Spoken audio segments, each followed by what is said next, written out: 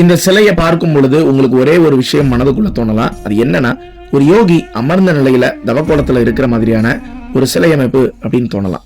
ஆனா இந்த சிலைக்கு அப்படியே நீங்க கொஞ்சம் பின்னாடி போய் பார்க்கும்போதுதான் இந்த சிலையில இருக்கிற ஒரு மிகப்பெரிய அதிசயமே நம்மளால பார்க்க முடியும். இந்த சிலைக்கு நம்ம பின்னாடி போய் பார்க்கிற பட்சத்துல இது எப்படி இருக்கும் அப்படின்னா, ஒரு நந்தியோட உருவம் நமக்கு தெரியும். அதாவது பின்புறம் நந்தியோட அமைப்பும், முன்புக்கம் பாத்தீங்கன்னா ஒரு ஞானியோட ஒரு தவக்கோலத்துல இருக்கிற நிலையும், அதாவது சிவபெருமான் தவ நிலையில இருந்து தன்னோட கையில ஒரு சிவலிங்கத்தை பிடித்தவாறு இருக்கக்கூடிய அமைப்பையும் நம்மளால பார்க்க முடியும். அதாவது ஒரே ஒரு சிலை தான். இந்த சிலையில முன்புறத்துல சிவபெருமானும் பின்புறத்துல நந்தி இருப்பது இந்த சிலையோட ஒரு சிறப்பம்சமா பார்க்கப்படுது.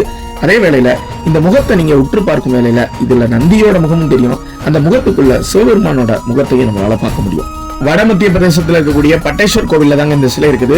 சுமார் 1000 முதல் 1300 ஆண்டுகள் பழமையான இந்த சிலை. இதுக்கு முன்னாடி நீங்க இதை பார்த்திருந்தீங்க அப்படின்னா மறக்காம கமெண்ட்ல சொல்லுங்க. இந்த காணொலியை நிறைய பேருக்கு ஷேர் பண்ணி இப்படி ஒரு சிலை இருக்குதுன்னு தெரியப்படுத்துங்க.